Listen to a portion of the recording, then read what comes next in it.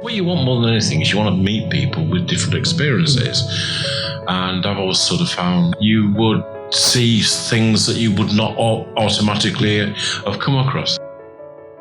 Hello and welcome to the Leaders Council podcast, the podcast for the people who run the country and the people who keep the country running. I'm Scott Challinor, and once again, I'll be exploring a new perspective on leadership, joined each week by a different CEO, CFO, director, president, government minister, and who knows, maybe even one day the Prime Minister's most senior advisor. If I can catch him before he sets off for County Durham, that is. The aim here is to discover who these people are, the people who get up each morning and make this country work. We discuss everything from innovation to upskilling the next generation, and of course the success that makes it all worthwhile in the end. We also get their take on the current economic and political landscape here in the UK. I'm delighted to be joined on today's programme by Clive Ormerod, Managing Director of OMS, a training and consultancy firm based in Leicester. By way of support, guidance and advice, OMS improves businesses' performance and helps them to remain compliant, backed by 20 years of experience in advising and training companies of all kinds across the UK. Without further ado, ladies and gentlemen, I present Clive Ormerod. Good morning, Clive. A very warm welcome to you, and thank you ever so much for joining us on the programme today. Good morning, and it's good to be on the programme, especially with the interesting times that we're currently in. Absolutely. It is actually quite a rare, nice day for it. For the benefit of those listening, we are recording on the 27th of May 2020, so a good 2 months into the COVID-19 lockdown, of course, and the weather is fortunately picking up with it as well. Now, Clive, you're a training and consultancy firm over in Leicester with a workforce of over 40 people, including associates alongside you. Tell me, with the COVID-19 outbreak, how have you actually found things in the last couple of months? Because I can imagine it's posed a tremendous challenge for OMS in that respect. Yes, it's been extremely challenging. I mean, it's unprecedented in recent times and is impacting on not just ourselves, but our client base as well. And as you said, we've got a business which encompasses training and consultancy. And what we've found are two completely different kind of effects on the business.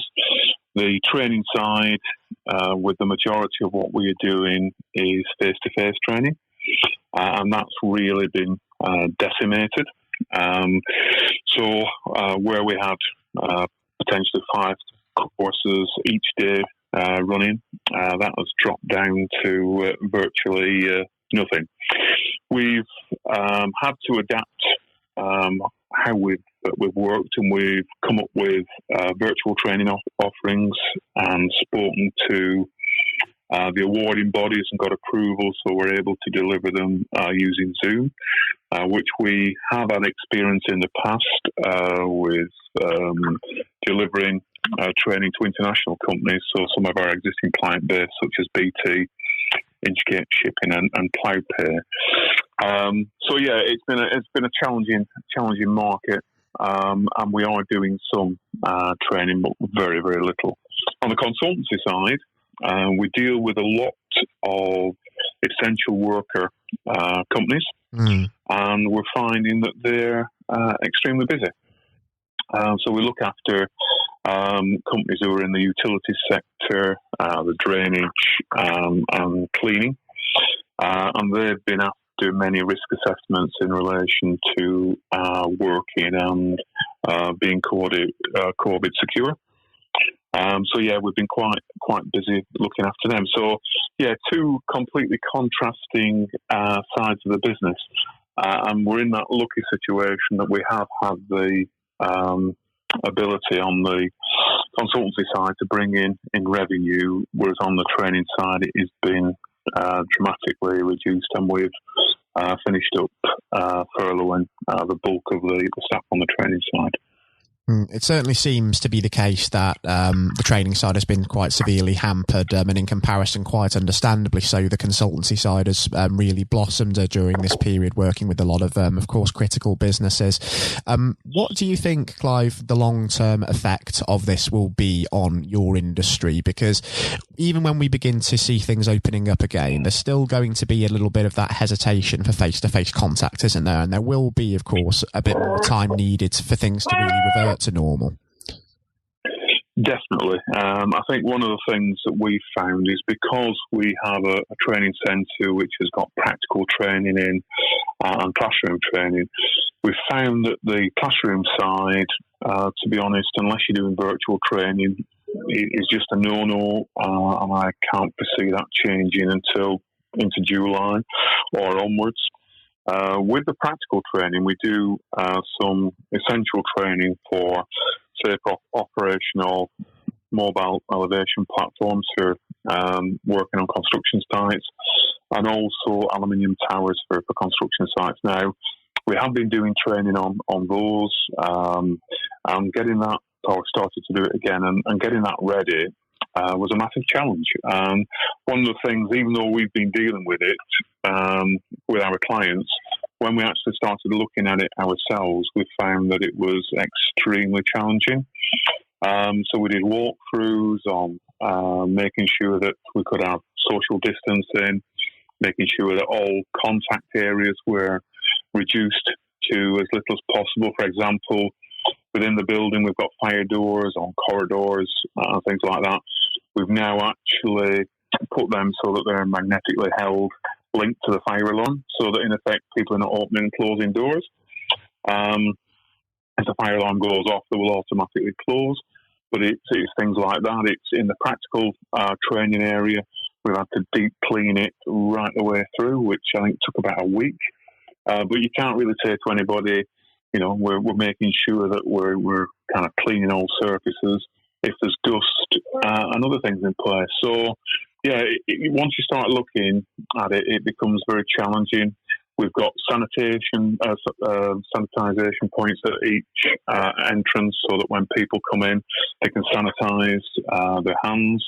We've got face masks for moving around the building so that it protects them. And we've reduced the classroom size.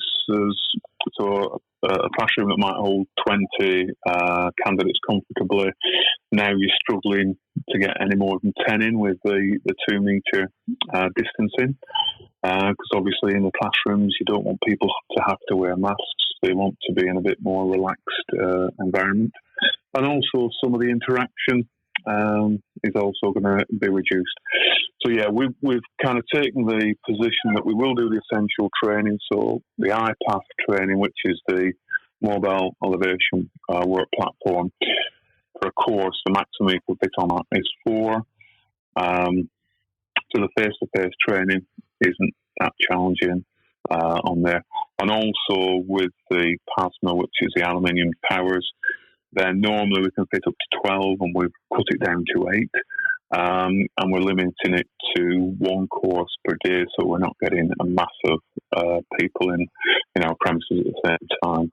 We've also implemented a one-way system so that people are not bumping into one another. But when you actually start going through and looking at touch points and coffee facilities and all those, it is extremely challenging. So, we feel now that we've comfortably managed it and we're quite confident about offering the essential practical training for the iPath and the PASMA. But on the face-to-face, for the time being, we're sticking with the virtual training using Zoom, which we've had some really good feedback on from our trainers, and we've worked really hard to try and make sure it's an interactive experience. So yes, it's been a challenging time. Certainly seems like there's been a great deal of innovative work going on behind the scenes, of course, delivering training by Zoom just to keep things ticking over, but also as well, there's been a lot of work going on to make the premises COVID secure, and that's even though there's been a lot of publicity over a lack of clarity around government guidelines for what COVID secure actually means for certain premises. If we think about that just for a moment, Clive, have you been encouraged by the government's overall response to this crisis? Because although there has been some perhaps issues over clarity regarding safety guidelines in some quarters, they have also been very proactive in safeguarding business with small business loans, with the job retention scheme on the other hand, for example. Yes, I mean, from my perspective, it's very easy for people to actually look at the government and criticise and say they could have done this better or that better. But that's due to things kind of unfolding, and looking back retrospectively is a very accurate science. I feel that with it being unprecedented as it is, most of the countries were looking at flu pandemics and are geared up towards flu pandemics rather than the COVID-19. So it's one of those situations that as they go through, it's a learning curve. The good point from ours is a furlough scheme, which I think has been the lifeline to many companies, and without that, they would have gone under. And also the bounce back loan, so they up to £50,000 to allow companies to have cash flow. Because one of the problems that we've encountered as well is many of our existing clients actually furlough most of the staff, so the amount we have outstanding is much greater because people haven't been paying us. I think that is the way it's gone through speaking to other companies as well. And I think the challenge has been that people have not necessarily been linked into the IT side, so remote working has been quite a challenge. What we've tended to do with the government guidance is we're kind of plugged into all the updates, and we're also linked into trade associations, so the construction industry who've been giving guidance, and we've been working with them. So I think on a lot of the guidance, it's been changing weekly. So we've been updating what we've been doing in light of new developments, working with trade associations to understand how they're tackling things, and then feeding that out to ourselves and putting things in place, and also feeding it out to our clients. I mean, we, with the consultancy side and also the training side, we've been very much linked into the IT side. So we've had laptops for everybody right across the business, and all staff can remote work, because we've worked quite heavily on trying to use video conferencing previously wherever we could to save travelling up and down the country and save the environment as well. And it's surprising how much time is wasted through travelling time and travelling costs as well. So we've tried to actually set our business up that, which has worked in our favour during the COVID-19 outbreak. So, yeah, the government has been giving advice, and that has been changing as the science catches up with it. But, yeah, I think it's been really helpful the way things can move forward. Of course, and businesses having to be adaptable and be flexible in order to make sure that it's ready for those changing guidelines and changing circumstances, and that's of course where the challenge comes in. Now, Clive, it's been quite a few months since OMS appeared in the Parliamentary Review, an indispensable guide to best practice. And in your article, for those listeners tuning in who haven't read it, you mentioned that many companies prior to this COVID-19 pandemic were understandably lacking in efficiencies, and that's not down to incompetence, but rather because many business leaders are caught up in the furore of day-to-day business demands, and it's therefore difficult for firms to have that time to sometimes pause and reflect on how they can improve. And that's where yourselves, of course, come into the equation at OMS. Now, the fact that firms are really lacking in efficiencies in some cases, that's really coming to the fore at the moment, isn't it? Because it's those firms that are really struggling in the wake of this pandemic. But also there is now that time to essentially pause and reflect, and businesses having to adapt and really having to improve. It's really forced that out of the whole business case, hasn't it? Yes, I mean it's if you start looking around at what's happened. I mean, there's been a massive loss of life, which is very, very sad, and there's also been a massive financial impact on businesses. One of the things that it has highlighted is how the global supply chain, when you get a situation like this, falls apart. So we have customers who are working in the construction industry, electricians, and they've run out of cable because the supply chain's broken down, because a lot of that was produced in China, and because of the breakout in China, supply started drying up before it actually hit the UK, and people started being into lockdown. So yes, it's basically highlighted a lot of weaknesses in organisation. I think we're in this sad situation that many of the weaker companies may not survive through this, and I think the problem's going to occur, and it's going to bite when people start bringing staff out of furlough, and you've got the staff costs without the necessary the revenue coming in. And it's where companies need to look at themselves and innovate and adapt how they actually work and their offering to meet the requirements of the new world, or the new normal, as everyone is actually calling it.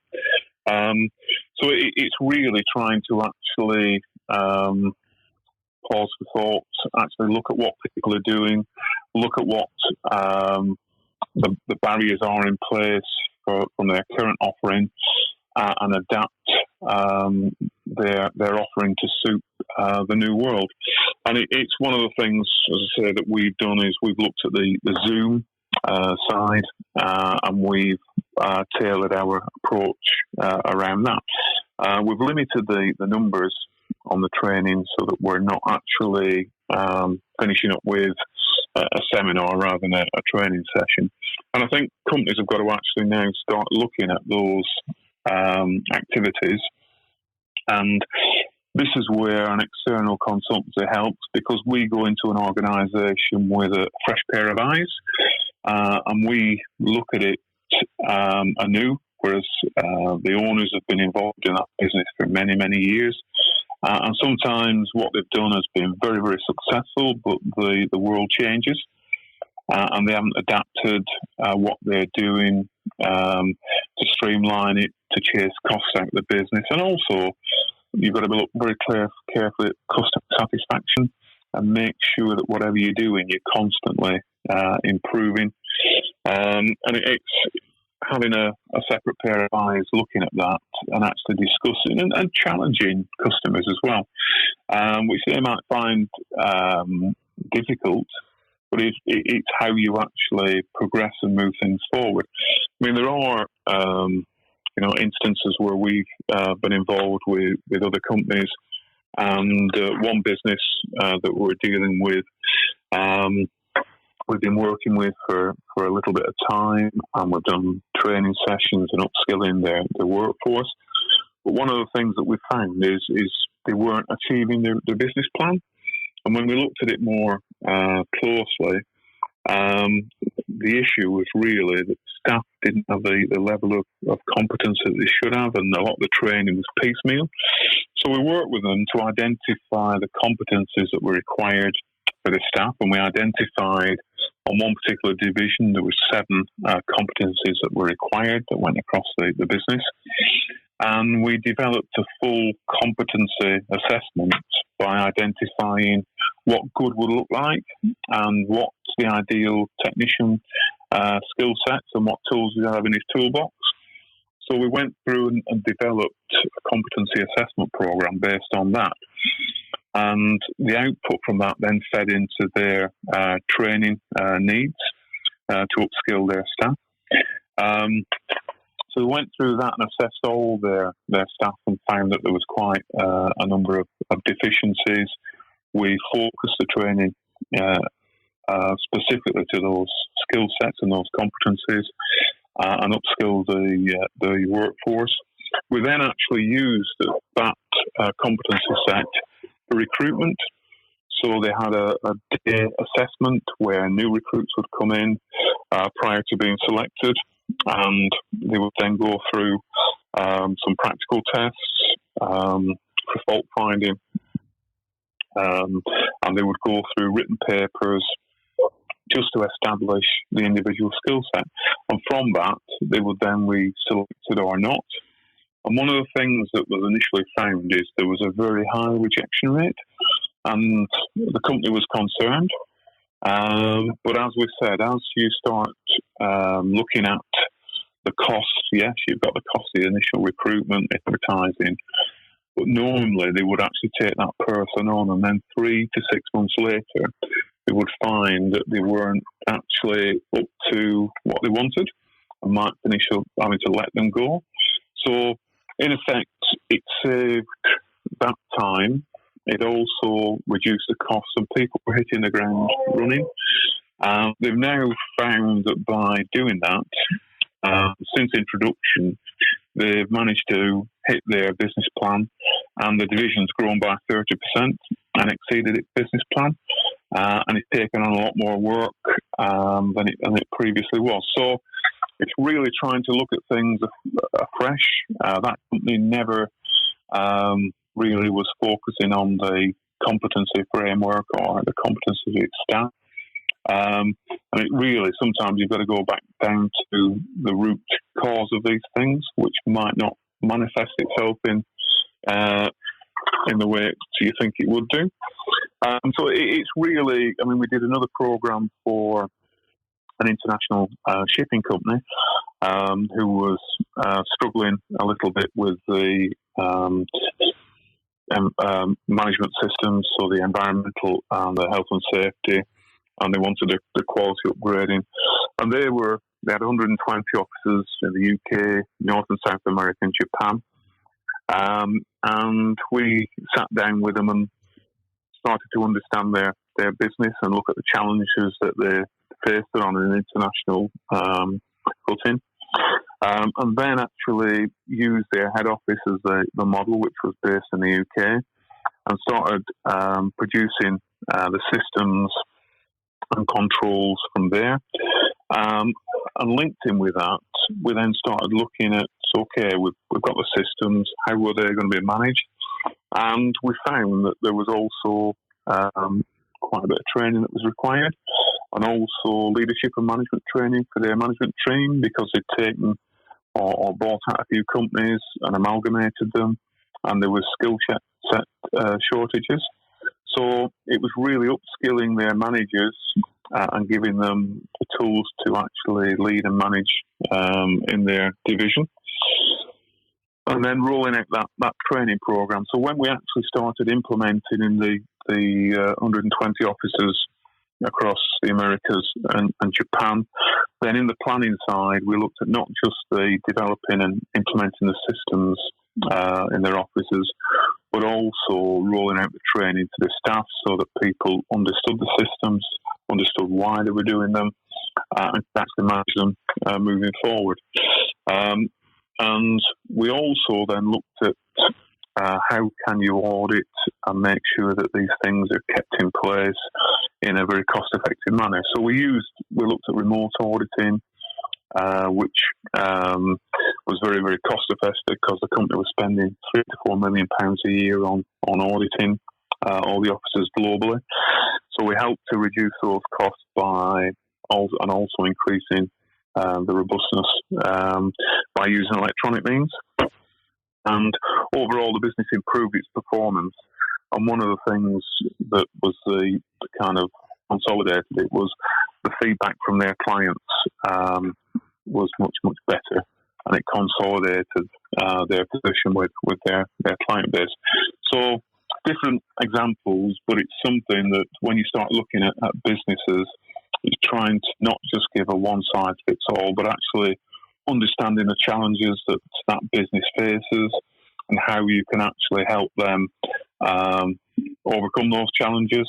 And it's not just the cost of putting the system in or what you've done, it's how much it costs to maintain it ongoing. And if you have inefficient systems, then they're going to cost you year on year, and it's trying to actually chase those out of the business. yeah, it's a very interesting market, I find them. Sometimes we come away scratching our heads, but it's something that we find that we actually can add value to a customer's business by doing this. And I can certainly see why, Clive, for sure. And there will be demand for those sorts of services going forward, because as we do begin to emerge from this COVID-19 pandemic, there'll be a lot of need for consultancy services going forward. And even prior, you mentioned again in that Parliamentary Review Best Practice article that the consultancy services side of the business had a growth in demand of around 30% just from businesses wanting help with changes in laws and regulations as well. So the demand is certainly going to be there going forward. Now, the purpose of this podcast as well, Clive, is to discuss the topic of leadership and really bring that into focus. So if we think about leadership from the business perspective, what do you think a leader ought to be? What qualities do you think they should have? Yeah, I think leadership over the years has actually changed, and I think now a good leader actually kind of engages their team, and it's about bringing your team along, and it's utilising the diversity of that team to actually help the business to grow. So I think, you go back many years ago, and it was best described as leaders who were very dictatorial, autocratic. But I think those days have gone. I think society has changed, and especially with the new generations that are coming in, they need to be motivated to actually get involved in the business and need to feel a lot more value. So my opinion is you need to spend 80% of your time working with your people, making sure that you're upskilling them, giving them the necessary tools to do the job, supporting them, letting them make mistakes. Mistakes are part of the learning process.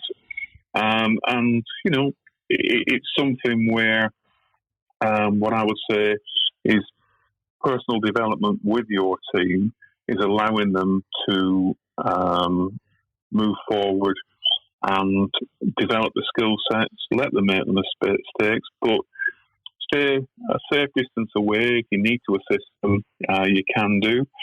And it's also exposing them to new challenges. So what I would say a leader's about is looking at the strategy, but also engaging your people and bringing them on side, and also a facilitator. So you're actually allowing to bring out the best of your team and to resolve conflicts and to make it so that people enjoy coming to work. If people enjoy coming to work, then they're actually going to work hard and develop the business. So yeah, I mean, it's really a facilitator who sets directions and engages the workforce. Absolutely. It's so important to take people with you and show that you do, of course, consider their interests. And those leaders certainly that are showing that they do that will be reaping the benefits at the moment, because it will be their teams that are really putting in the legwork in keeping things ticking over during the COVID-19 pandemic and really getting things done without complaint, for sure.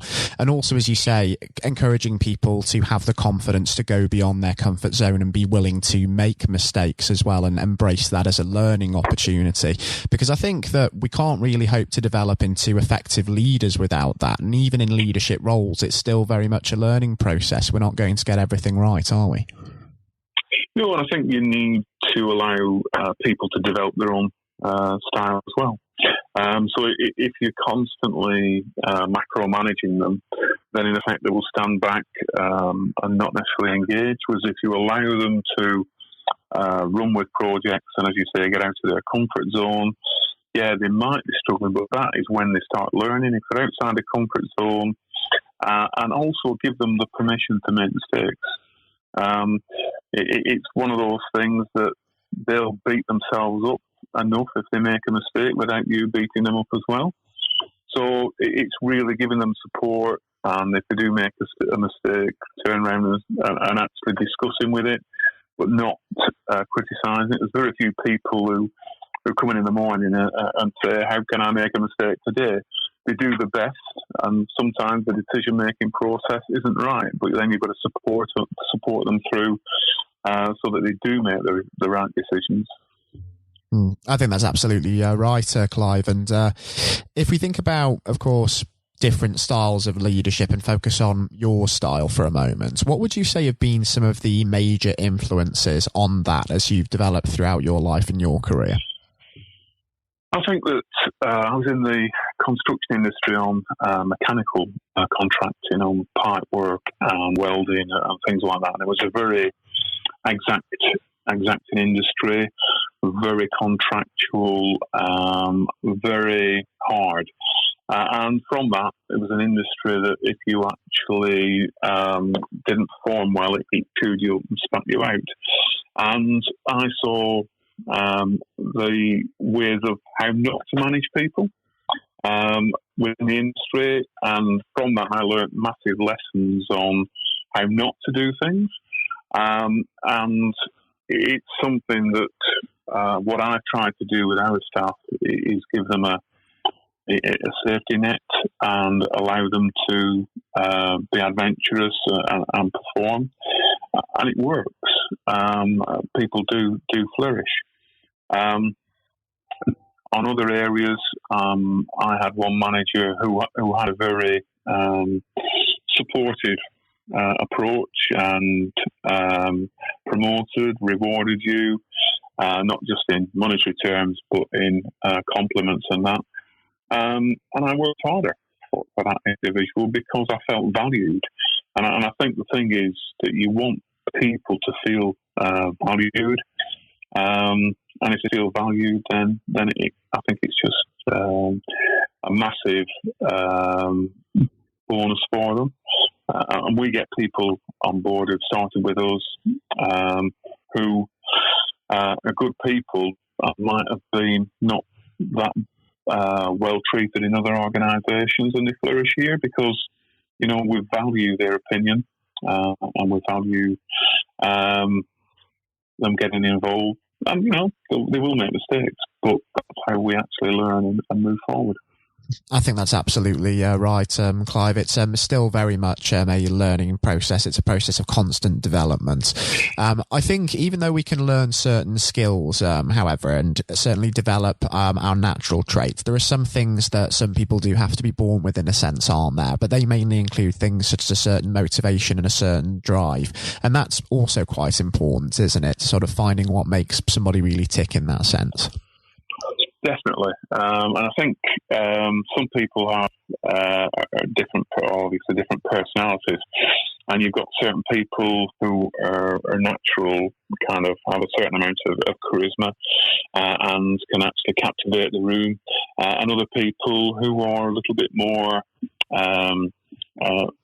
less kind of outward, but have a lot to offer to the business, and it's really allowing those people to adapt to the style.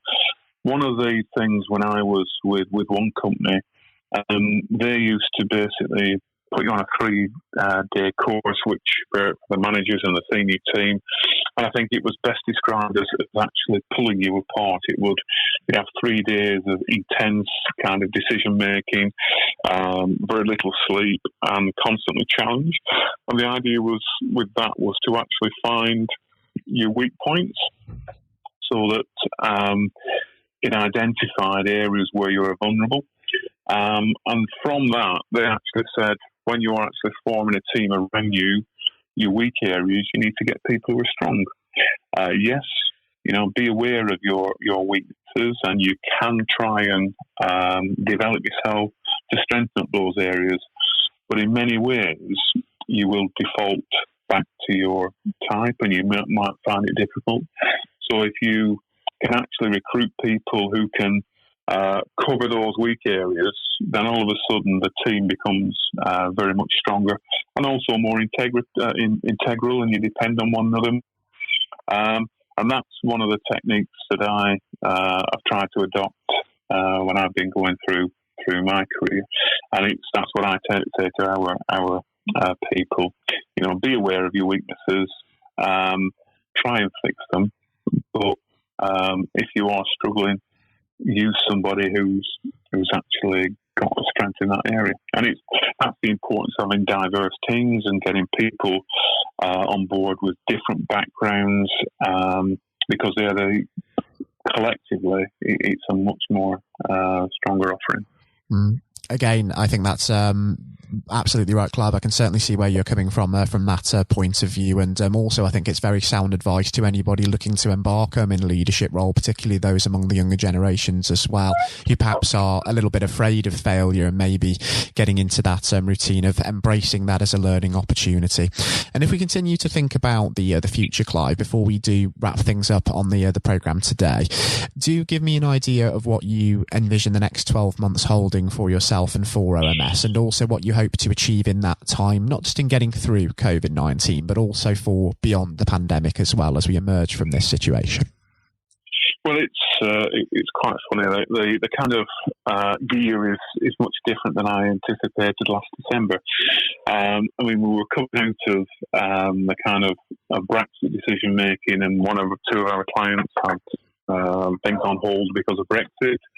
Then that was kind of sorted out in January, and there was a sudden shift in confidence, and people were a lot more buoyant.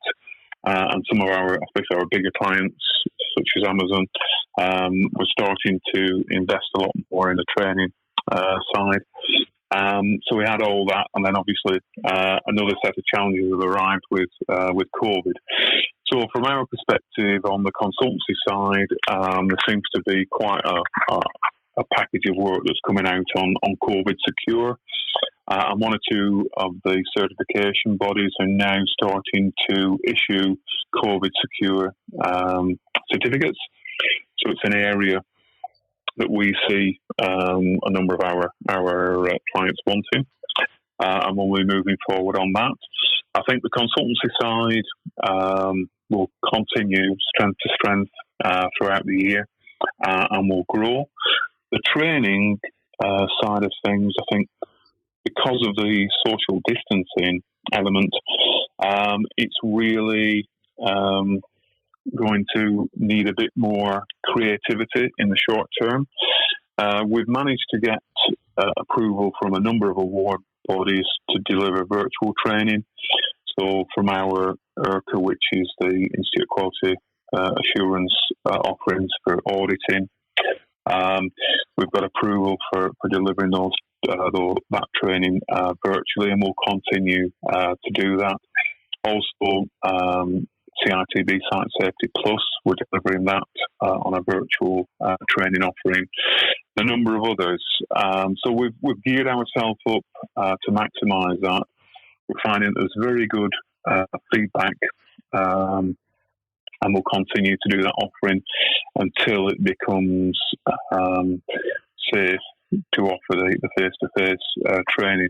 The thing is, our training facilities can hold a large number of people, and we feel that it is not safe to have all those people in at the moment.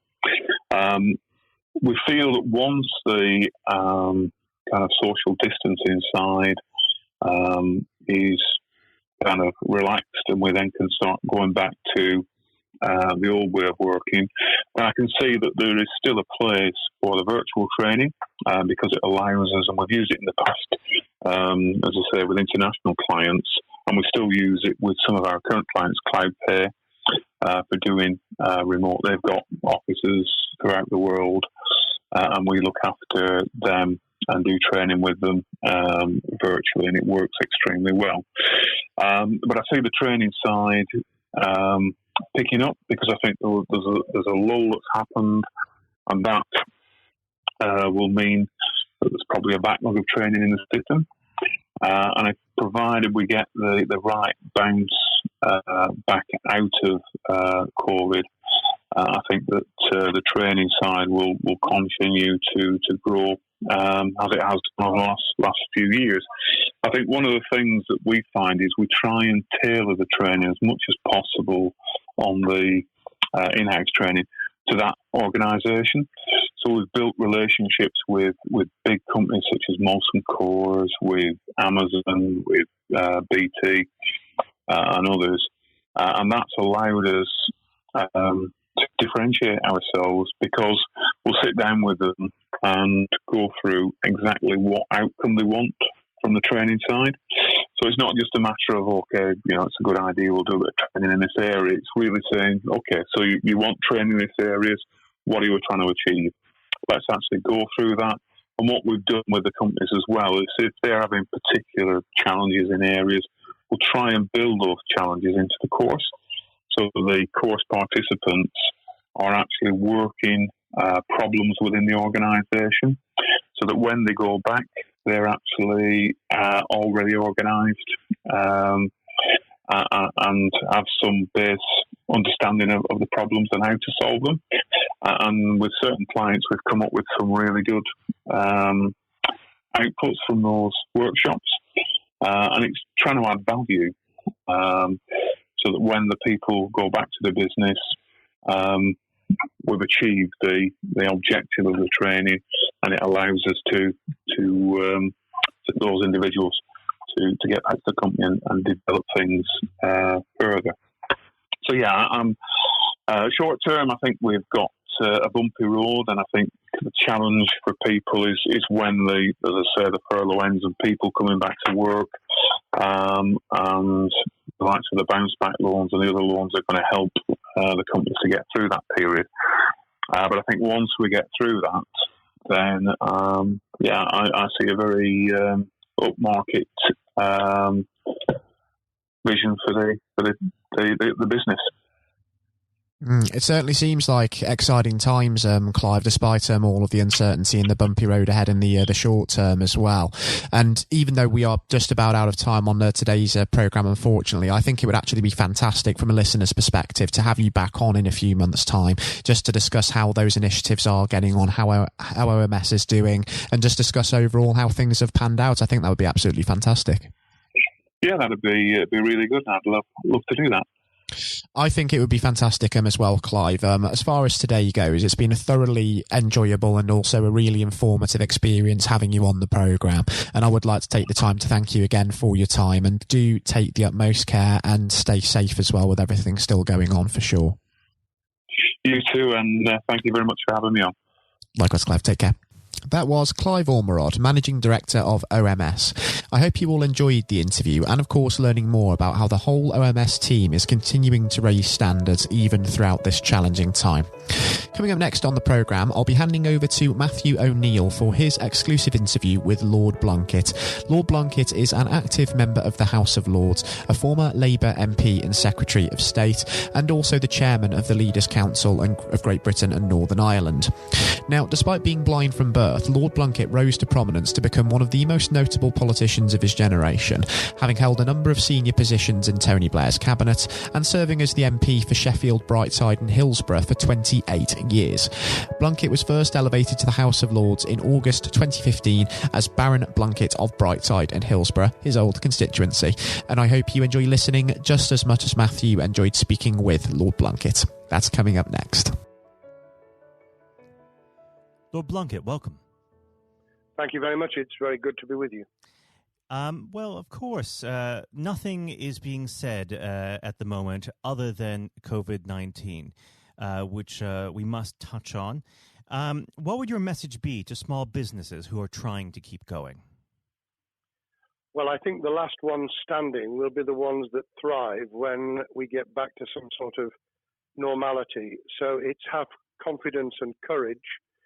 Obviously take advantage as far as you can of the government help. I think that Rishi Sunak, the Chancellor, has gone about as far as you could have expected in the circumstances. There are obviously small businesses that fall between the cracks, those who don't have defined premises, can't benefit from the business rate waiver, have not really been able to demonstrate that they can adhere to the PAYE for furloughing staff, and of course whether they can receive the grant, 10,000 or 25,000. All of those who can are obviously able at least to benefit from that for the time being, and look to the future. But I think the second thing to say, and they don't need me to tell them this as a politician who did once do a business studies qualification, which is that it will be a different world, and being able to think about how that world will look in a year's time and be creative about it and learn from not just what's happening to you at this moment in time, but to others around you and the sector that you're working in, that will be really important. Do you feel that the long-term effects of the COVID-19 outbreak will in some ways be positive for British industry? Well, only in the sense that people are having to be creative, they're having to adjust and innovate. Therefore, they're thinking about more productive, if you like, greater productivity ways of delivering the same service or delivering the same products. And in that sense, I think we'll have temporarily at least very much higher unemployment than we've become used to, but we'll probably have a burst of productivity, which will help with the recovery. Whether it will help with the inequity of the way in which our economy is imbalanced, both between services and productivity and the production of goods and services, I'm not sure.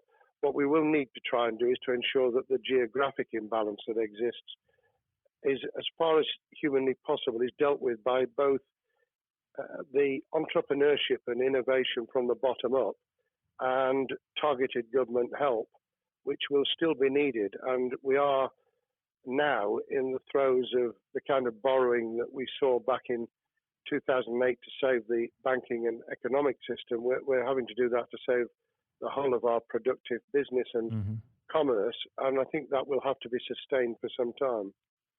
Do you feel that people will take a second look at global supply chains in the wake of this outbreak?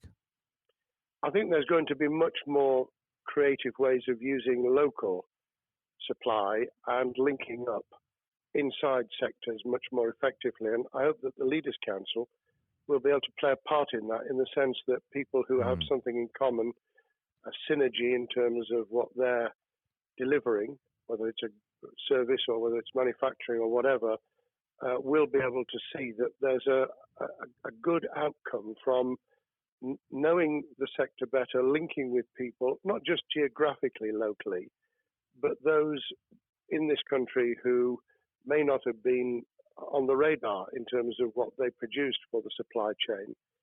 And of course, ensuring, because there's quite a lot of fraud going on as we speak with people getting into cyber attacks, that they'll also take account of going into the cyber security side effectively as well. The more we are online, the more people who are working from home, the more vulnerable those businesses and their supply chain become.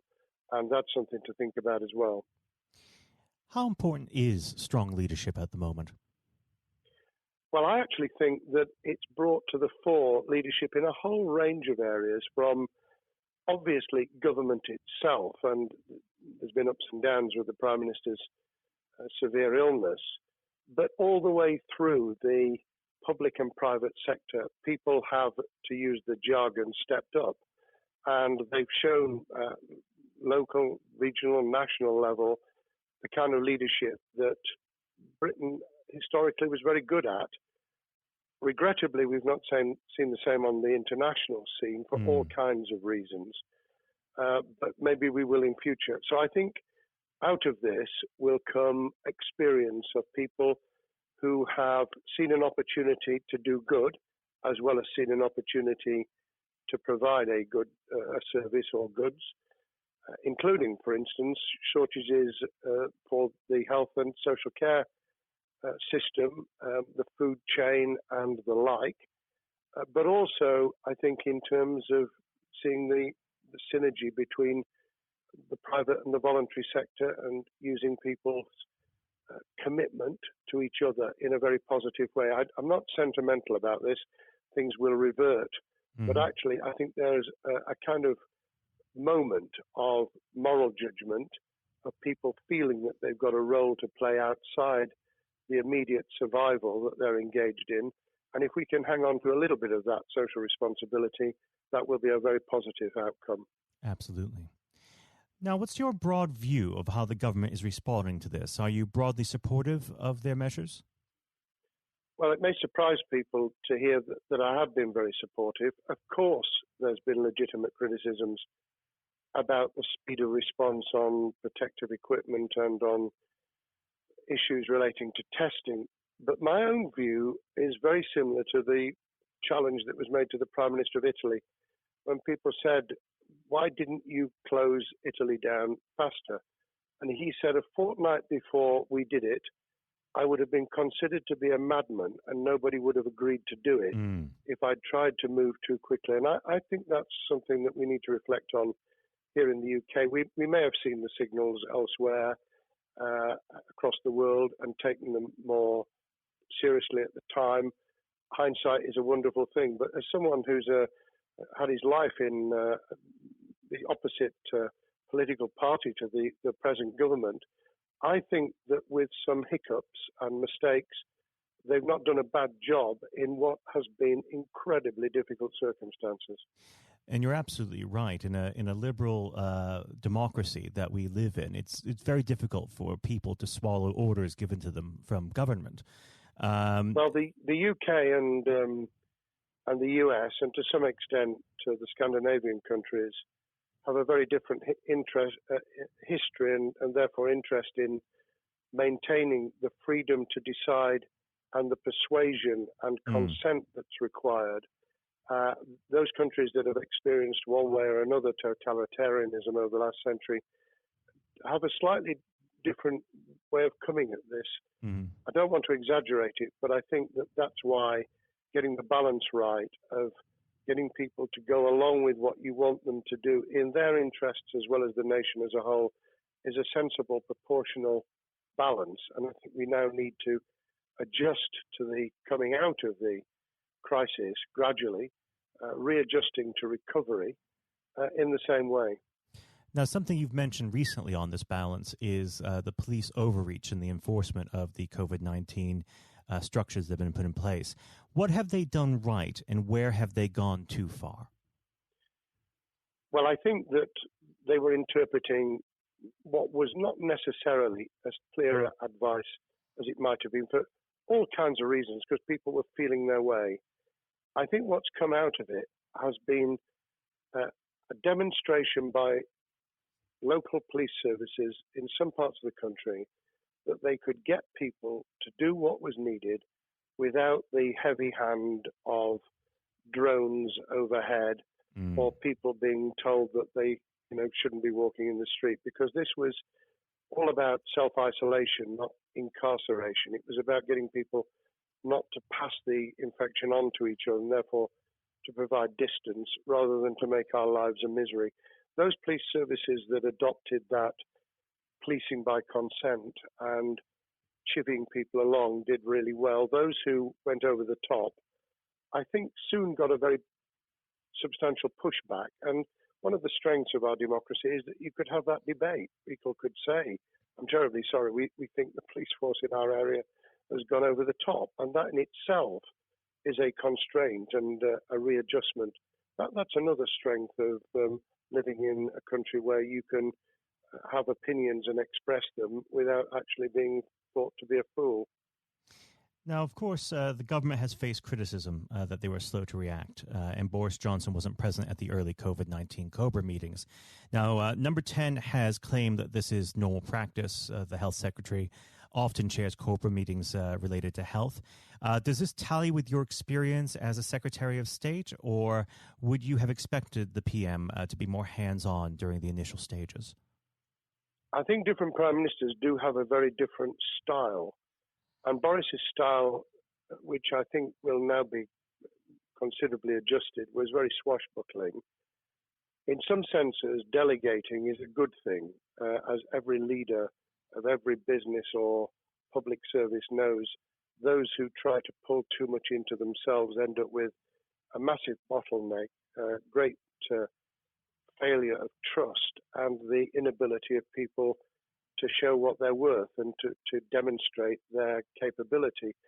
So I'd be very wary of jumping in and saying he was wrong to delegate the essential COBRA meetings. What I was surprised about was that he didn't chair the first couple, because my experience with Tony Blair for the 8 years I was in cabinet was that Tony was a great delegator, but he would get a grip to begin with, watch what the difficulties were, and then give people direction and confidence to be able to get on with it. So looking back, I think Boris himself probably thinks, God, I wish I'd spotted the signals from elsewhere in the world more rapidly, and I'd just been there. However, this also raises another issue. All of us in positions of leadership need good teams around us. I think after this is over, he will be assessing those who really did step up and those who demonstrated their inadequacy. I think we'll probably end up in a year's time with a much stronger cabinet than we have today. Well, absolutely. And of course, we've seen a significant drop in the visibility of certain special advisors like Dominic Cummings during this entire period. So it'd be interesting to see how that pans out.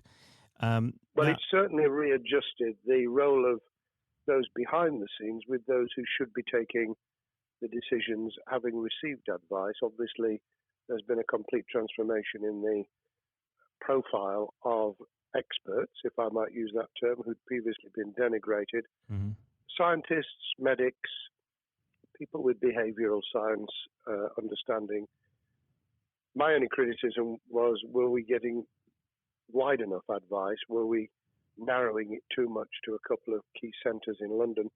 But that's because I've always been adverse to everything being London-centric. I think there's great expertise, wisdom, experience out in the sticks, and we should use it. Rightly so.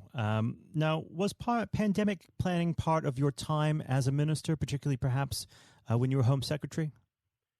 Well, it was, but it was on the back of risk arising out of counter-terrorism measures. Right. I was the Home Secretary for 3 months when the attack took place in September 2001 on the World Trade Center and beyond. We did an enormous amount of scenario planning, both desktop and real. On the back of that, it was very heavily orientated to future developing terrorism risk. I certainly got involved with talking about pandemics. I remember being at a seminar in Edinburgh where the university there had done a lot of work itself on the issue of pandemics. And of course, we saw SARS and other things emerging. I think people criticise the government for not picking up the report from 2015, 5 years ago. I think that what happens is human nature kicks in. You deal with what you're immediately faced with. You can sponsor reports, and this is true of business planning, of course, as well, and scenario planning for what business continuity will look like, recovery plans for business, what will happen if there's a cyber attack, what happens if there's an energy shutdown.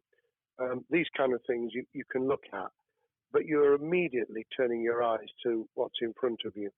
And had we picked up a bit more on the danger from Ebola and SARS and what have you in the past, then we might have said, what if something hits us in the developed nations that we don't have a vaccine for, that we can't immediately whisk up protective materials or equipment, or for that matter, medicines that help with recovery, all of which we now see are a danger. I think this will make an enormous difference to the planning for the years ahead.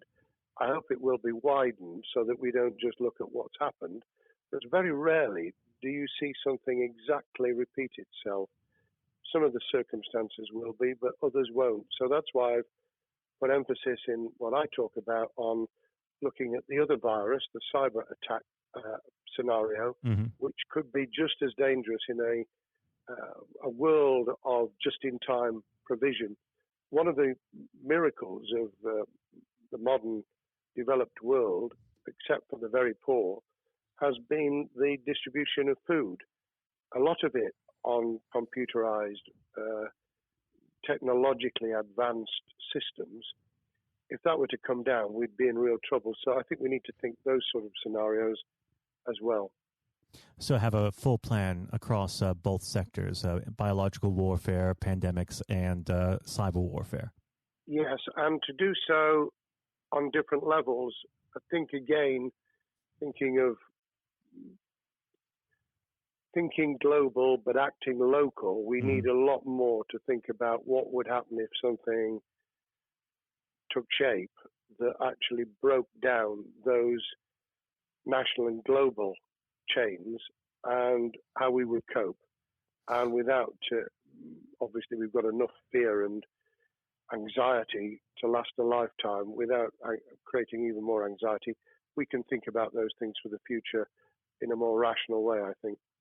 Now, aside from the physical threat of the virus, one of the things that people are vastly worried about is the effect on the economy, not just national economy, but also the world economy. Now, it has been said by certain parties, and I'd like to garner your thoughts on this. Is there a danger of the effects of the lockdown being even worse than those of the virus? Were it be prolonged, I fear that balance would tip the other way. It is about proportionality. It is about balance. It's the wisdom of Solomon, really, to get the moment right when you start to move and then to move quickly. There's no doubt whatsoever that we are stocking up, not just on the economic and employment front, which will be devastating enough, but on the health and social well-being front, enormous challenges, and they will need careful handling because there's a lot of people whose lives, for a variety of reasons, are at risk in the future on a scale that we've been dealing with over the immediate handling of the pandemic, concentrating really hard on those affected by COVID-19, those sadly who have died or been seriously incapacitated. That will roll over into the economic, the social, the mental health and cultural well-being of the nation, and that will need all of us to pull together as well. Absolutely. Now, do you believe the government's doing enough for business? I think that the speed of reaction once the scale of the pandemic was clear was very good. I've praised Rishi Sunak for his action. Remember, a chancellor who only just come into office was planning to deliver the budget in the middle of March and has had at least three equivalent budgets since. I think he's handled it very well. Understandably worried now about what we're doing to our economy. The level of borrowing is sustainable because of low interest rates, but it reaches a point, of course, where it tips over so that you can't then do the kind of structural investment requirements that the government were laying out before and in the March budget. And those will have their consequences as well as a planned payback over many years. I think we've learned something over the last few months. We needed to take immediate action. We don't want another round of austerity equivalent from 2010 through to 2019. I don't think the nation, on the back of what's happened and the challenges we have, could take that. And therefore, we need a different plan, economic plan, over a much longer period, just as we did from the Second World War all the way through to 2002, when the final American loans were paid off. Now, of course, one thing that's on everyone's lips, how much longer do you believe that the lockdown can go on for? I believe that we need to be substantially back in action as an economy in June.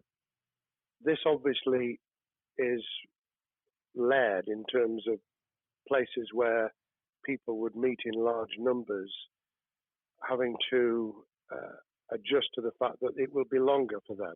And sadly, that will involve business closures. It's why the Chancellor extended the furlough scheme to the end of June.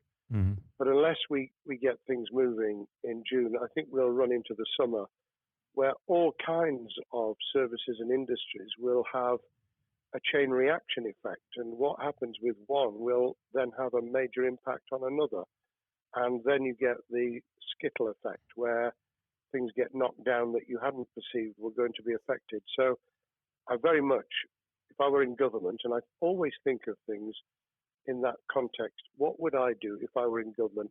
I would be on the side from the second week in May, on the side of the hawks, in terms of saying we've got to start moving, and we've got to do so with the collaboration and cooperation of the public, who have got the message, who did behave, who responded magnificently. Let's try and get back, perhaps, doing things differently for a time, but substantially getting back to business as usual. And unless we do that, then those areas that can't and wouldn't expect to be back in action immediately get pushed further into the middle of the year and the autumn, and then they become unsustainable. Now, of course, one of the other major developments we've had recently are the changes in the Labour Party. So if we could just speak on the Labour Party for a while. This might sound like an obvious question, but how does Secure differ from Mr. Corbyn? Well, I'm biased because I believe the Labour Party has come out of 4.5 years of a black hole of a nightmare, where it neither represented a credible opposition nor an electable government, and the combination was to let those who supported the Labour Party and needed some of its policies let them down very badly. Sir Keir Starmer both is a highly intelligent, professional lawyer who, as Director of Public Prosecutions, led the service well, had to take difficult decisions at a time of austerity, understands the world beyond Labour members, but has been able to do business with those who originally supported Jeremy Corbyn and was able to command support from them. His creation of a balanced shadow ministerial team has been very encouraging. I supported Lisa Nandy, who he's made Shadow Foreign Secretary, because I thought she understood the north of England and the disaffected former Labour voters. But I believe that Sir Keir has taken on board those who have something really sensible to offer, and I believe he will be both a great leader of the opposition. More importantly, he will then present himself as a credible alternative Prime Minister. And all governments need an alternative government at their shoulder. It was true of us from 97, and it took the Conservatives some time to recover and to get to that position, but they did, and the Labour Party will, and that's crucial for our democracy. All of us need to understand and appreciate that a living, breathing, functioning democracy requires a credible, confident, and in many ways supportable opposition, as well as a government that we clearly want to do well, because none of us want, as we didn't with the COVID crisis, none of us want the government to fail.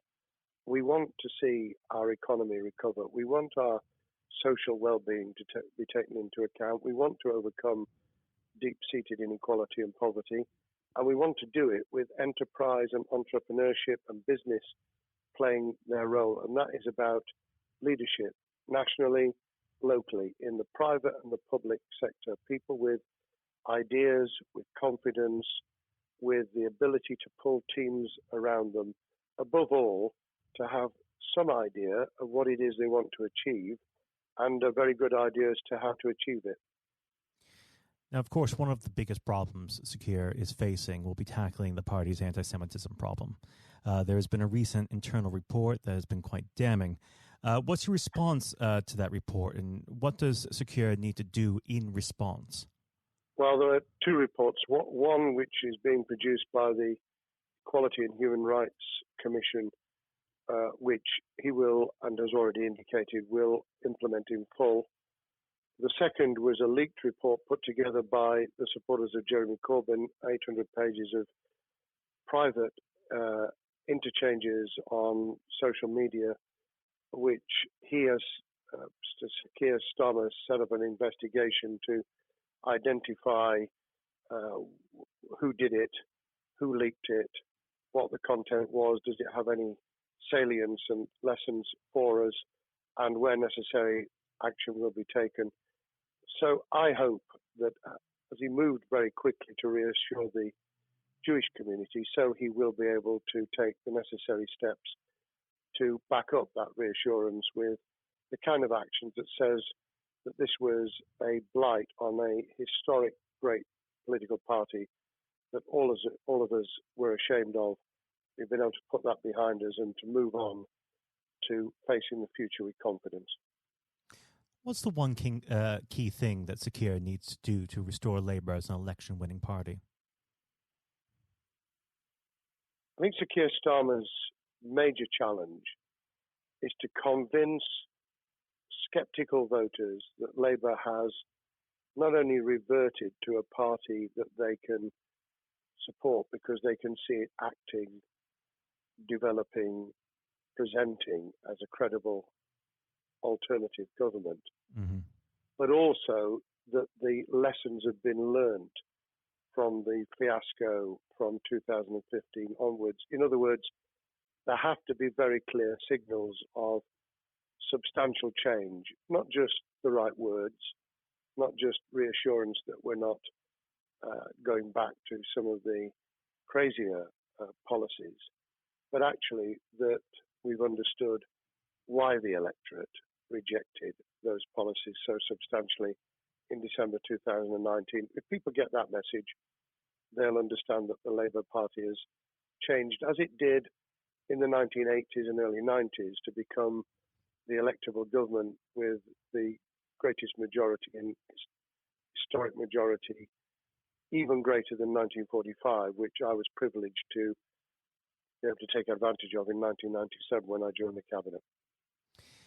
Now, I know what your answer is going to be to this question, but indulge me. Do you think Sir Keir has what it takes to be PM? Yes, I do. I think he has the background, he has the experience, he has the professionalism, he has the forensic mindset, and he has the confidence to have put a team around him which will ensure that it will work. And those elements are true of all leaders.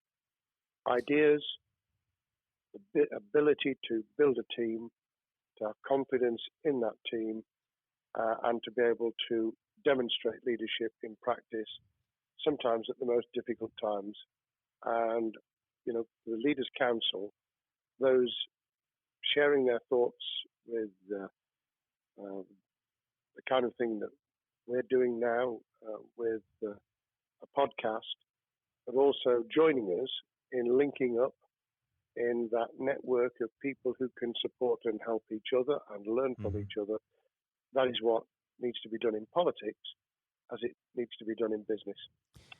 Thank you very much indeed, Matthew. Well, thank you for coming on the program. It's been an absolute pleasure, and I look forward to speaking with you again. Thank you very much, and good luck to all those listening in what has been a nightmare scenario. Good luck for the future. Have courage, have confidence, and yes, listen to those who know more about business than I ever will. Thank you, Lord Blunkett. Thank you. As always, it has been a pleasure both listening to and learning from our guests. I've been your host, Scott Challinor, and I hope you all enjoyed listening. Until next time, since sadly all of the pubs are still closed, I will be sitting in my front room and raising a glass to raising standards. Hopefully I'll be back in the usual spot in the Westminster Arms soon. Remember, look after yourselves, stay home where you can, control the virus. It really does make a difference in saving lives. Goodbye. Thank you for listening to our podcast. You can find every episode on iTunes, YouTube, and Spotify. The views expressed by each guest in the podcast are their own. They do not represent the opinions of the Parliamentary Review, Westminster Publications, Lord Pickles, Lord Blunkett, David Curry, or any other guest on the podcast.